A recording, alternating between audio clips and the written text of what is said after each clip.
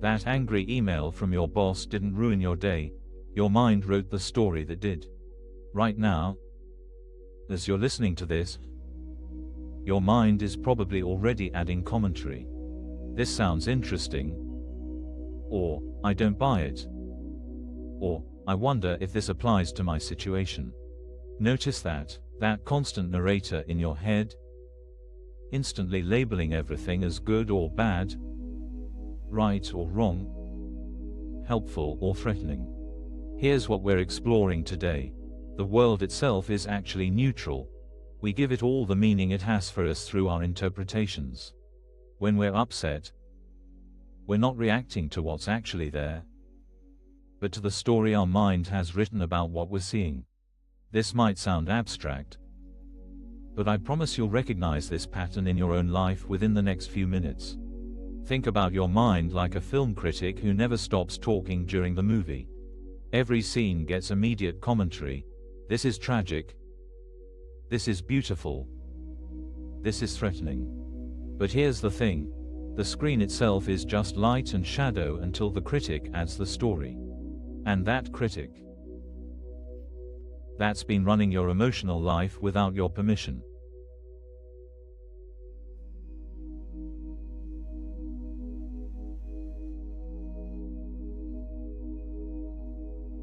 Let me paint you a picture. You're stuck in traffic, running late for an important meeting. Your mind immediately starts narrating, "This is a disaster. Everyone will think I'm unprofessional. My boss already doubts me. This could affect my promotion. This day is ruined." Your heart races. Your jaw clenches. Your hands grip the steering wheel until your knuckles turn white.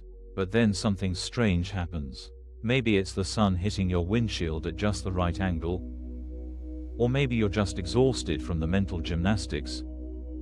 But for just a second, you actually look at the traffic. And you notice something bizarre. The traffic itself isn't angry. It isn't stressed. It's just cars, metal and glass, sitting still. The story about what this means, the labels of bad and disaster, the whole emotional tornado, it's coming from somewhere else entirely. That somewhere else is the critic in your mind, the one who's been narrating your entire life, turning neutral events into personal attacks, opportunities into threats, simple moments into complex dramas. You've been living in the critic's review of your life, not your actual life.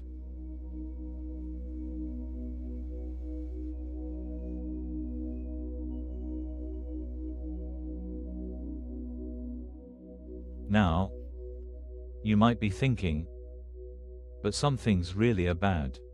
Getting fired is bad. Getting sick is bad. Traffic when you're late is objectively problematic.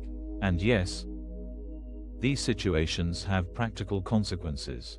But notice how your mind doesn't stop at the practical level.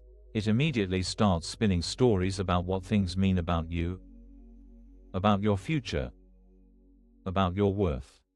The email from your boss isn't just information about a project. It becomes evidence that you're failing. The traffic isn't just a delay. It becomes proof that the universe is against you. Your friend's tone isn't just tired. It means they're pulling away from you. See the pattern. The critic isn't just describing. It's constantly interpreting, evaluating, and most importantly, making everything personal. Here's what's even more interesting. This happens with good things too. You get a compliment, and the critic says, "Finally, some recognition," but it's probably not genuine. You have a peaceful moment, and the critic warns, "Don't get too comfortable. Something bad is coming." Even positive events get filtered through this same meaning-making machine.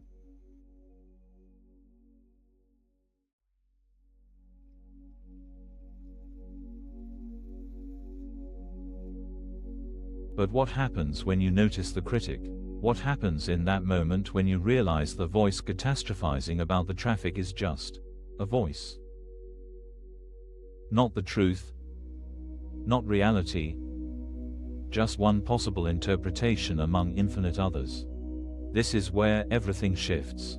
Because once you see that your emotional reactions follow the story, not the facts, you discover something revolutionary. There's a gap. A space between what happens and what you tell yourself it means. And in that gap lies your freedom.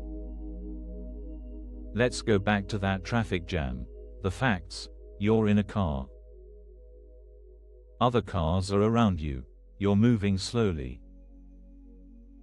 That's it. Everything else, the disaster narrative, the professional ruin, the sense of personal failure, that's the critic's editorial.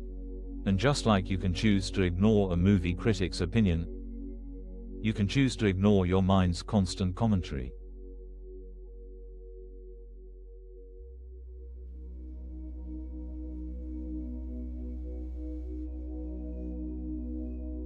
Now, this might feel unsettling at first. We're so used to our mind's labels that a world without them seems empty, meaningless, even. And in a way, that's exactly right.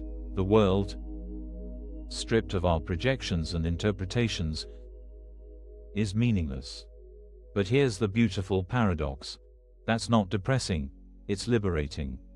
Because if the world doesn't come pre-labeled with meaning, if events aren't inherently good or bad, if that email really is just words on a screen until you add the story, then you're not at the mercy of circumstances anymore. You're not a victim of a hostile universe. You're just someone who's been believing their inner critic's reviews as if they were objective truth. Remember our film critic metaphor. Imagine watching a movie with the sound off. No commentary, no interpretation, just images moving on a screen. At first, it might feel strange, even uncomfortable, but then you might notice something.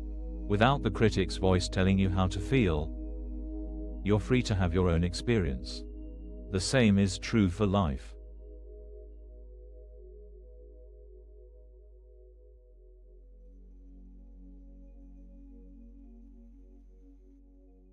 So what do you do with this recognition? How do you live when you realize the narrator in your head has been writing fiction and calling it news? First, you practice catching the critic in action. That moment in traffic when your mind spirals into disaster scenarios. That's your cue. Oh, there's the critic again, turning a traffic jam into a career-ending catastrophe. You don't have to fight the voice or make it wrong. Just notice it. See it for what it is, one possible story among many. Then, you might experiment with something radical, letting events be neutral for just a moment. The email is just words. The traffic is just cars. Your friend's expression is just muscles moving on a face. Not good, not bad, not meaningful, just what's there. Can you feel the relief in that? The exhaustion of constantly interpreting everything just stops. Here's what's amazing. When you stop automatically accepting the critic's interpretations, you don't become passive or indifferent. Instead, you become free to choose meanings that actually serve you. That traffic jam. Maybe it's a chance to listen to that podcast you've been saving. That terse email. Perhaps your boss is having a hard day. That moment of silence in conversation could be a natural pause, not a judgment. The world hasn't changed, but without the critic's constant commentary coloring everything with fear and judgment, you might discover that most of what upset you was never really there at all. You've been fighting shadows, defending against attacks that existed only in the story. And in this recognition, something beautiful happens. You realize that if you've been writing the story all along, you can write a different one. Or even better, you can sometimes put the pen down entirely and just be. No story. No meaning. Just this moment. Without the critic's voice turning it into something it's not. That's the freedom waiting on the other side of this recognition. Not a different world, but a different way of seeing it. Not new circumstances, but a new relationship with the circumstances you have. The critic might never fully shut up, that voice has been practicing for years. But once you know it's just a voice, not the voice of truth, everything changes. The movie of your life keeps playing, but now you know, you don't have to believe every review. If you're finding value here, you're welcome to like the video and subscribe. And now, let's shift into a quiet guided meditation together.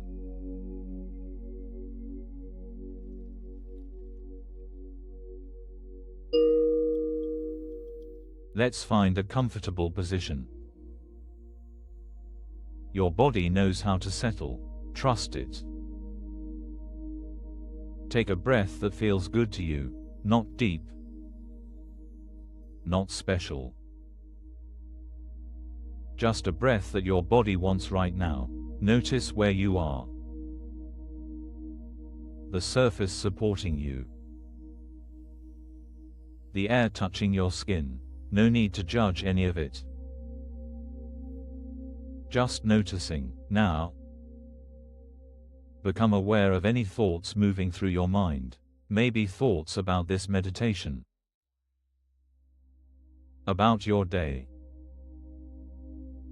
about what comes next. That's the critic, still working, still adding commentary. You don't need to stop the thoughts. Just notice them like you'd notice clouds passing overhead. Oh, there's a thought about work. There's a judgment about how I'm doing this. Find the space between you and the thoughts if you can. You're here, aware. The thoughts are there, moving. But you're not the thoughts. You're the one noticing them. Feel your breath again. The simple in and out. No story attached to it. No meaning. Just breath moving through your body. Notice how peaceful this is. When you're not adding commentary, when you're not making the breath good or bad. It's just breathing. Now expand this awareness. The sounds around you. Are they really annoying, or is that just the critic's opinion? Can they just be sounds, vibrations in the air? Your body sensations. That tension in your shoulder, instead of making it wrong, can it just be sensation? Not good, not bad. Just what's here right now. Rest in this space, where things can just be what they are.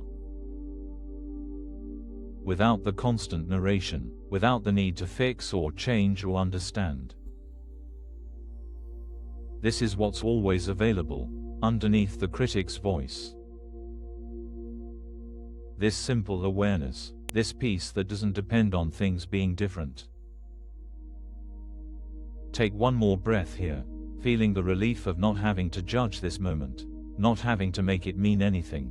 When you're ready, let your eyes open if they were closed. Move gently if you need to. Notice how the critic might already be evaluating this experience. Was that good? Did I do it right? And notice how you can just smile at that voice now, like an old friend who means well but doesn't always know best. Carry this recognition with you. The critic will keep talking, but you don't have to believe every word. Thank you for practicing with us today. If you'd like, There's a link to a free digital copy of ACIM in the description. And if this video resonated with you, please comment. I am grateful. Thank you for taking this time to look beneath the stories your mind tells. Remember, that inner critic has been trying to protect you in its own misguided way. Be gentle with yourself as you practice noticing the gap between what happens and what you tell yourself it means. The freedom you're looking for isn't in changing the world, it's in changing how you see it. Until next time, may you find moments of peace between the commentary.